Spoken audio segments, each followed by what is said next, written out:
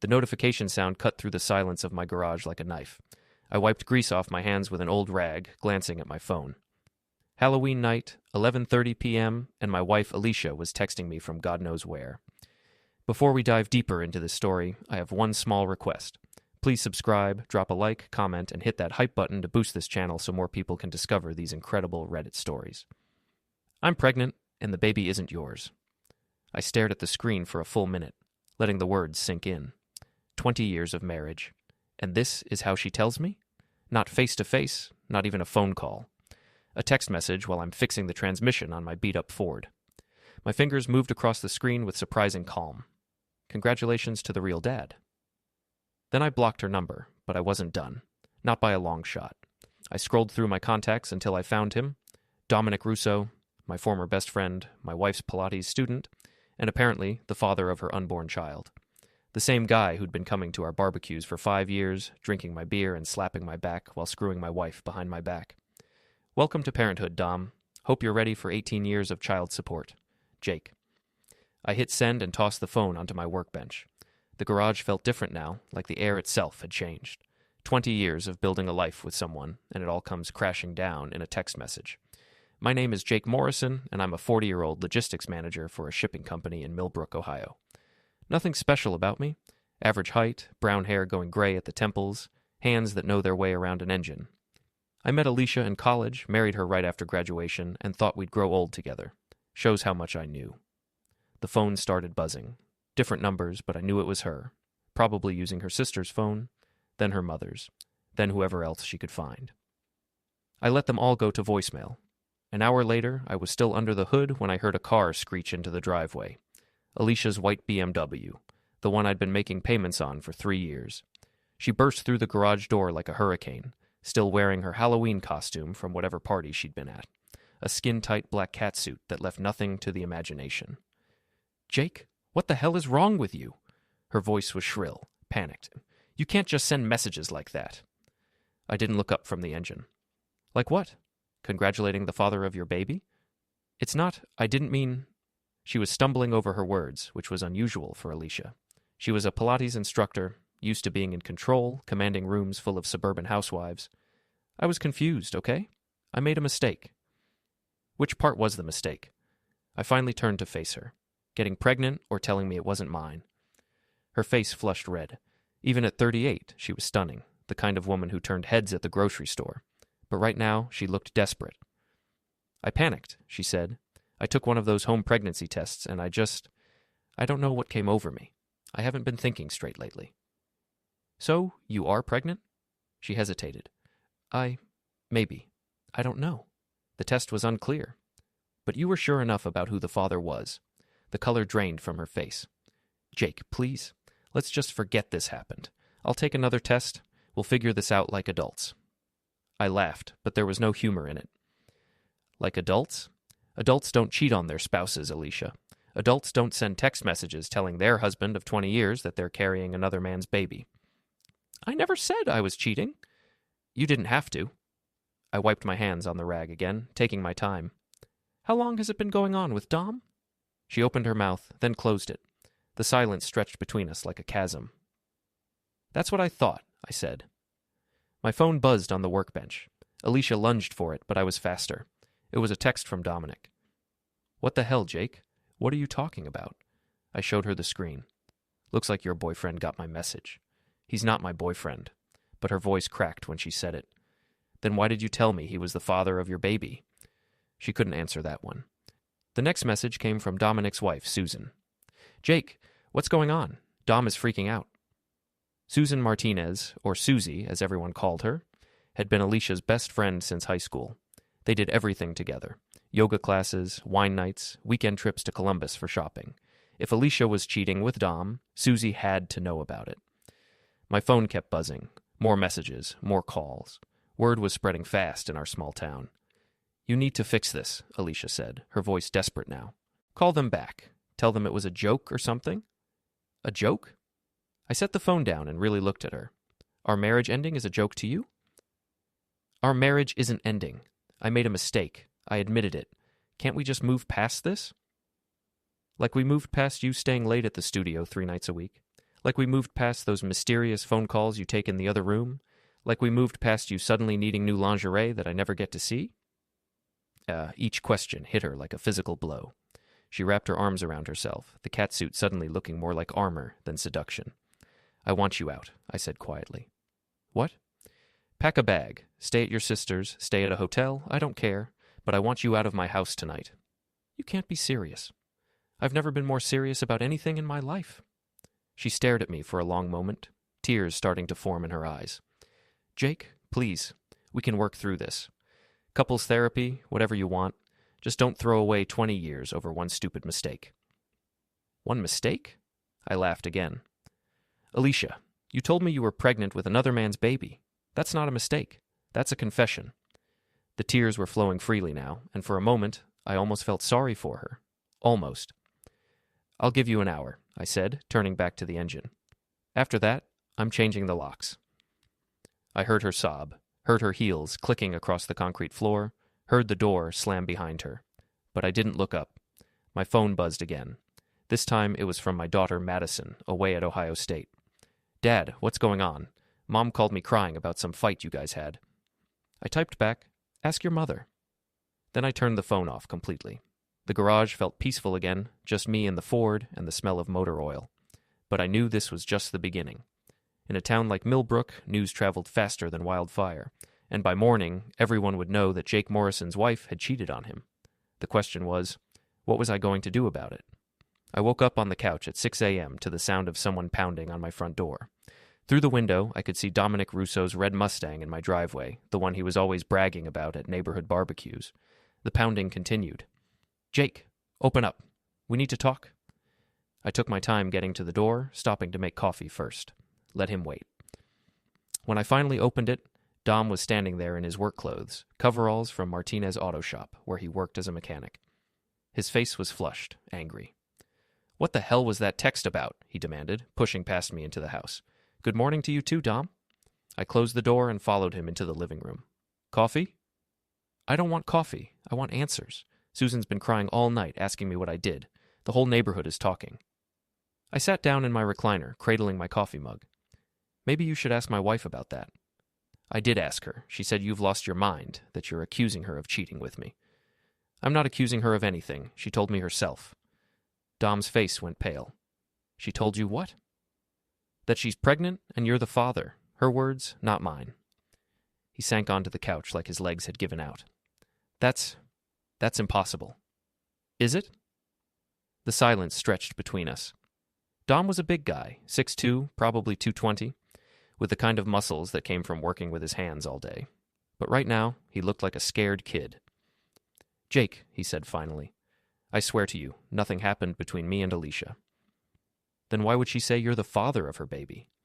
I don't know. Maybe she's having some kind of breakdown. Maybe you're lying. His face hardened. I've been your friend for 8 years. Friends don't screw each other's wives. Dom stood up abruptly. I'm not listening to this. You're paranoid, you know that? Just because your marriage is falling apart doesn't mean you can blame me for it. My marriage is falling apart because my wife is carrying your baby. She's not carrying my baby, he was shouting now. I don't know what game she's playing, but leave me out of it. He stormed toward the door, then turned back. And stay away from Susan. She's upset enough without you filling her head with crazy ideas. After he left, I sat in the quiet house, thinking. Either Dom was the world's best actor, or he was telling the truth. But if he wasn't the father, why would Alicia say he was? My phone buzzed. I'd turned it back on to check messages from work, and now I was regretting it. 17 missed calls, 34 text messages. The whole town was buzzing. One message stood out, from my neighbor Carol. Jake, I saw Alicia leave with a suitcase last night. Are you okay? Call me if you need anything. Another from my brother in Cincinnati. Madison called, said you and Alicia are having problems. Want to talk? And one from my boss. Take the day off if you need to. We can handle things here. I was scrolling through the messages when the doorbell rang. This time, it was Susan Martinez, Susie, looking like she hadn't slept all night. Her usually perfect hair was pulled back in a messy ponytail, and she wasn't wearing makeup. Jake, we need to talk. I let her in, noticing how she kept glancing around like she was looking for something. Where's Alicia? She asked. I told her to leave. She's probably at her sister's. Susie nodded, wrapping her arms around herself. She was a small woman, maybe 5'4", with the kind of nervous energy that made her seem like she was always in motion. Today, she looked fragile. "Dom came home last night ranting about some text you sent him," she said. "He swears nothing happened between him and Alicia." "What do you think?" She was quiet for a long moment. "I think my husband has been acting strange lately. Working late, taking phone calls in the garage, being secretive about his schedule." "How long?" "A few months, maybe since summer." She looked up at me with tears in her eyes. "Jake, I'm scared. What if it's true? What if I've been living a lie?" I poured her a cup of coffee and sat down across from her at the kitchen table. "What did Alicia tell you?" "Nothing. That's what's so weird about this. She calls me about everything. What to wear, what to cook for dinner, whether she should get highlights. But lately she's been distant, canceling our girls' nights, making excuses not to hang out." "When did that start?" "Right around the time Dom started acting weird." She took a sip of coffee with shaking hands. "Oh God, Jake. What if they planned this? What if they've been laughing at us behind our backs?" The thought had occurred to me too. Dom and Susie had been married for 10 years, no kids. He was always complaining about wanting to start a family, but Susie had fertility issues. If he got Alicia pregnant? "There's something else," Susie said quietly. "Last week, I found a receipt in Dom's wallet for a hotel room in Columbus. When I asked him about it, he said it was for a work conference, but I called his boss. There was no conference." The pieces were starting to fit together. Columbus was an hour away, far enough that they wouldn't run into anyone they knew, close enough for afternoon meetings. "I'm sorry, Susie." She wiped her eyes. "What are we going to do?" "I don't know about you, but I'm going to find out the truth."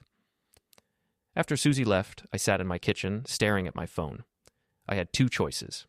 I could try to salvage my marriage, pretend this never happened, go to counseling and work through our problems like civilized adults, or I could destroy the people who had destroyed my life. The decision was easier than it should have been. I started with social media. Alicia was addicted to Instagram, posting pictures of her yoga poses, her healthy meals, her perfect life. Her latest post was from last night's Halloween party, a group shot of her and several friends, including Dom and Susie.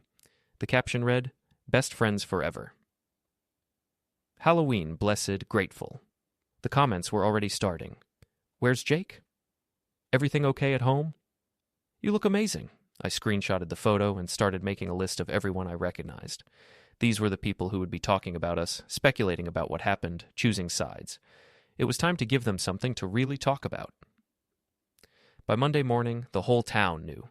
I could tell by the way conversation stopped when I walked into Murphy's diner for breakfast, by the pitying looks from the waitress, by the way old Pete Murphy himself came over to refill my coffee cup 3 times.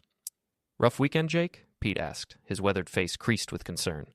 "You could say that. Want to talk about it?" "Not particularly." He nodded and moved on. Pete had been running this diner for 30 years. He knew when to push and when to back off. I was finishing my eggs when Tommy Brennan slid into the booth across from me.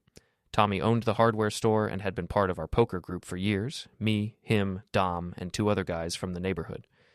"Hey, Jake." He looked uncomfortable. "Listen, about poker night this Thursday. Let me guess, I'm not invited anymore." "It's not that simple, man. Dom's really upset about this whole thing. He says you're spreading lies about him and Alicia." "And you believe him?" Tommy shifted in his seat. "I don't know what to believe. But maybe it would be better if you took a break from the group, until things cool down." I set down my coffee cup carefully. "So you're choosing sides." "I'm not choosing sides. I'm trying to keep the peace." "By excluding me?" "Jake, come on. Don't make this harder than it has to be." I stood up and threw a 10 on the table. "Don't worry, Tommy. I wouldn't want to make things uncomfortable for Dom." As I walked out, I heard him call my name, but I didn't turn around. The day got worse from there. At work, my secretary Linda looked at me like I was a wounded animal. My boss, Frank, called me into his office. "Everything okay at home, Jake?" "Fine." "Because if you need some time off..." I said I'm fine. But I wasn't fine. I was angry and getting angrier by the hour. That evening, I drove past Alicia's sister's house and saw her BMW in the driveway. I thought about stopping, demanding answers, but what was the point? She'd already told me everything I needed to know. Instead, I drove to the Rusty Anchor, a dive bar on the outskirts of town where the drinks were cheap and the music was loud. I was on my second beer when I saw him, Dom sitting at a table in the corner with two guys I didn't recognize. He saw me too. Our eyes met across the smoky room, and I could see the guilt written all over his face. He said something to his companions and stood up, walking over to my spot at the bar. "Jake, we need to talk." "No, we don't." "Yes, we do." He grabbed my arm. "This has gone far enough." I looked down at his hand on my arm, then back at his face. "Let go of me, Dom." "Not until you listen to reason." The bartender, a grizzled ex-Marine named Sal, was watching us now. So were several other patrons. "I said let go." "Jake, I swear to you, nothing happened between me and your wife. I don't know why she said what she said, but it's not true." "Then explain the hotel receipt Susie found." His face went white. "She told you about that?" "She tells me a lot of things these days." He released my arm and stepped back. It's not what you think." "Then what is it?" He was quiet for a long moment, glancing around the bar like he was looking for an escape route. "I can't tell you," he said finally. "Can't or won't?"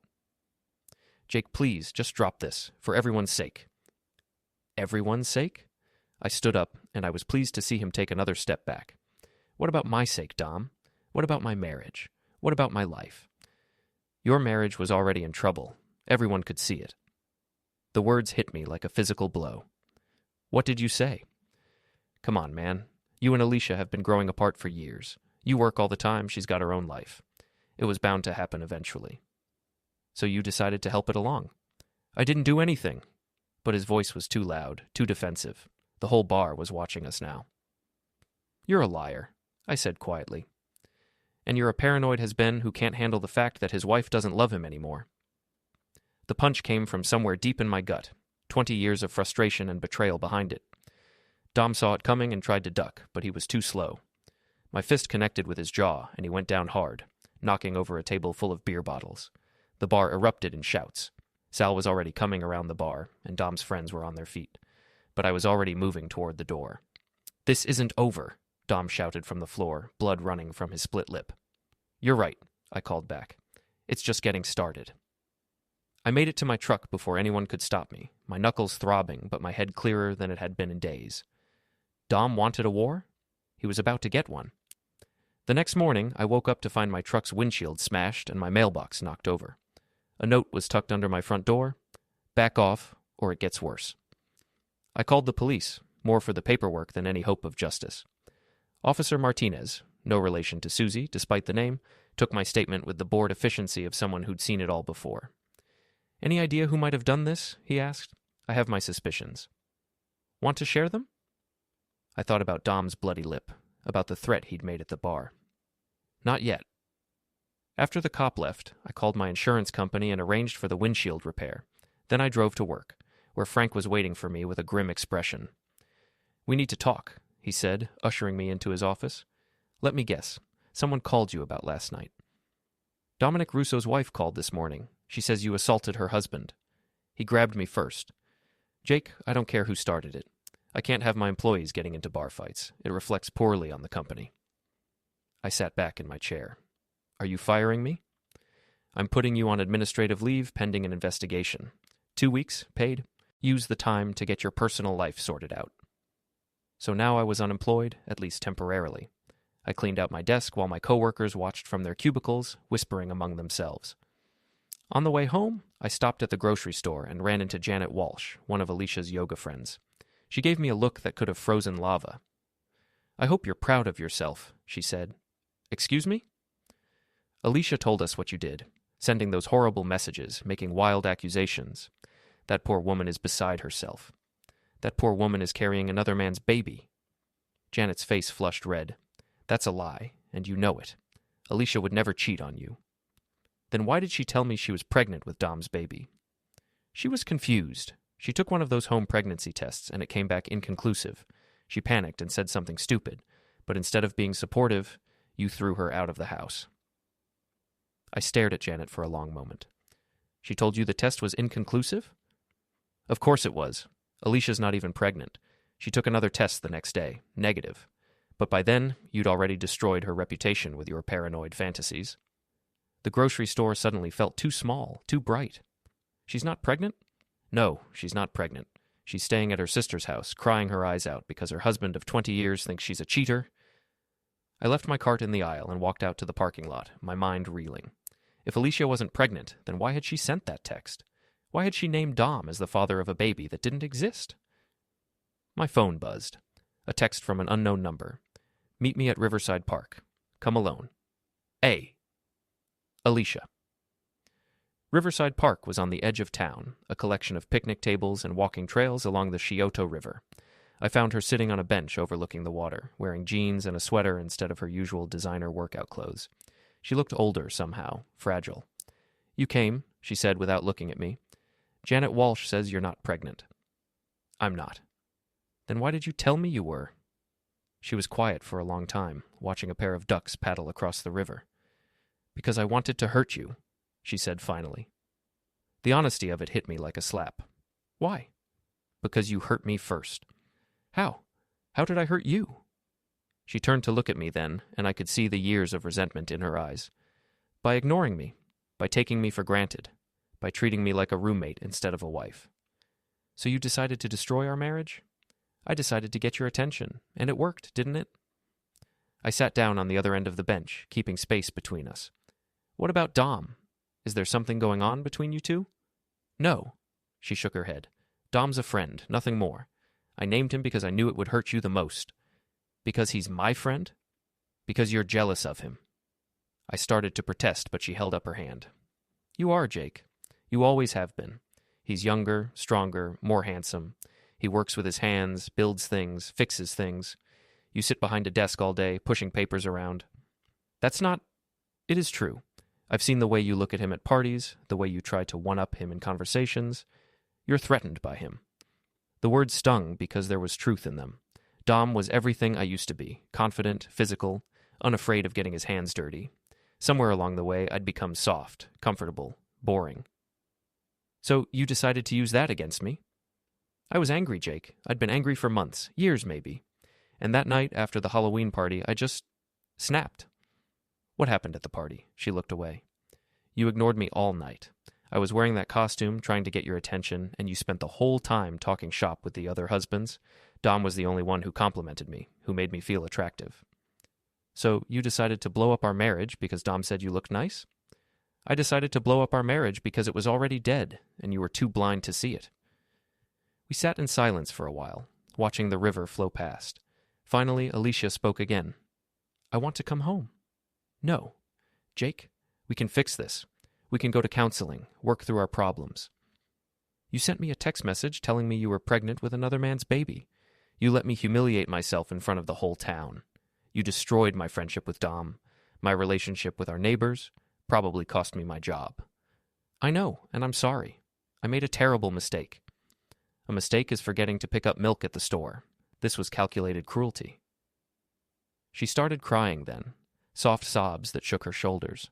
Part of me wanted to comfort her, to put my arm around her and tell her everything would be okay. But a bigger part of me was still angry. I'm filing for divorce, I said. Jake, please. It's over, Alicia. Whatever we had, whatever we were, it's finished. I stood up to leave, but she grabbed my hand. What about Dom? Are you going to tell people the truth? That he didn't do anything wrong? I looked down at her tear-stained face, at the woman I'd loved for 20 years and felt nothing but contempt. No, I said, I'm not. But he's innocent. So was I. Word spread quickly that Alicia wasn't pregnant, but by then the damage was done. The story had taken on a life of its own, growing and mutating with each telling. Some people said Dom had gotten her pregnant and forced her to have an abortion. Others claimed I'd made the whole thing up out of jealousy. The truth, that my wife had lied to hurt me, was somehow less believable than the alternatives. I was at the hardware store buying a new mailbox when I overheard two women talking in the next aisle. I heard she lost the baby, one said. Probably for the best, the other replied. Can you imagine the scandal if she'd actually had it? Still, Jake Morrison had no right to put their business on social media like that. I hadn't posted anything on social media, but apparently someone had screenshot my text messages and shared them online. The story was spreading beyond Millbrook now, picked up by gossip blogs and local news sites. When I got home, there was a car I didn't recognize in my driveway, a black sedan with rental plates. The man sitting on my front porch was tall and thin, wearing an expensive suit. Mr. Morrison, I'm David Chen. I represent Mrs. Morrison in her divorce proceedings. She hired a lawyer already? She's concerned about protecting her interests, given the public nature of your dispute. I unlocked my front door and gestured for him to come in. What does she want? Half of everything, as per Ohio law. The house, your retirement accounts, spousal support. She can have it. Chen looked surprised. You're not going to contest the divorce? No point, but I have conditions. Such as? She signs a non-disclosure agreement. No interviews, no tell-all books, no social media posts about our marriage. She takes her half and disappears from my life completely. That's unusual. So is lying about being pregnant with your husband's best friend's baby. Chen made notes on his legal pad. I'll discuss it with my client. After he left, I sat in my empty house, thinking about the future. I was 40 years old, about to be divorced, temporarily unemployed, and persona non grata in my own hometown. Most people would see that as rock bottom, but I was just getting started. That evening, I drove to the Rusty Anchor again. Dom was there, as I'd expected, holding court at his usual table. His jaw was still swollen from our fight, and he was milking the sympathy for all it was worth. Jake Morrison's lost his mind, I heard him telling his audience, attacking innocent people, spreading lies about his own wife. I ordered a beer and sat at the bar, close enough to hear but far enough away to avoid another confrontation. The man's dangerous, Dom continued. Susan's scared to leave the house. We're thinking about getting a restraining order. One of his companions, a guy I recognized from the auto shop, nodded sympathetically. What kind of man accuses his best friend of something like that? A desperate one, Dom replied. His marriage has been falling apart for years. Instead of dealing with his problems, he decided to blame me. I finished my beer and left, but not before making sure Dom saw me. The look of fear that flashed across his face was worth the price of admission. The next morning, I was awakened by pounding on my door. This time it was Susie, and she looked furious. What did you say to Dom last night? I didn't say anything to Dom last night. He came home scared out of his mind, saying you were stalking him. I had a beer at a public bar. That's not stalking. Jake, this has to stop. I know you're hurting, but you're destroying people's lives. People destroyed my life first. Alicia made a mistake. She admitted it. She apologized. Why can't you just accept that and move on? I looked at Susie's earnest face, at the woman who'd been collateral damage in my war with her husband. Because I don't believe it was a mistake. What do you mean? I think your husband and my wife have been planning this for months. I think they wanted to hurt both of us, and they succeeded. That's crazy, Jake. Dom would never. Wouldn't he? Think about it, Susie. All those late nights, all those mysterious phone calls, the hotel receipt you found. You said yourself he's been acting strange. She wrapped her arms around herself, suddenly looking vulnerable. Even if that's true, even if they were involved, it's over now. Alicia's filing for divorce. Dom's promised to cut all contact with her. Can't we just put this behind us? No. Why not? Because they need to pay for what they did. Jake, listen to yourself. You sound like a crazy person. Maybe I was crazy. Maybe the stress of the last week had finally pushed me over the edge. But if that was true, I was taking Dom and Alicia with me. Tell your husband I'm not done with him yet. Jake, tell him. After Susie left, I made a phone call to a private investigator in Columbus, a guy I'd found online who specialized in adultery cases. His name was Rick Palmer, and his website promised discretion, professionalism, and results. I need you to dig into my wife's activities over the past 6 months, I told him. Phone records, credit card statements, hotel registrations, everything. That's going to be expensive. I don't care what it costs. And legally questionable, depending on how far you want me to go. I want you to go as far as necessary. There was a pause. Mr. Morrison, I have to ask, what are you planning to do with this information? I'm planning to destroy the people who destroyed me. Another pause. I'll need a retainer, $5,000. You'll have it tomorrow. After I hung up, I sat in my kitchen, staring out the window at the house where I'd lived for 15 years. Soon it would belong to someone else, and I'd be starting over somewhere new. But before I left Millbrook, I was going to make sure everyone remembered Jake Morrison. The end. Don't forget to hit like, subscribe, and turn on the bell so you don't miss the next story. Write in the comments from which city you are watching.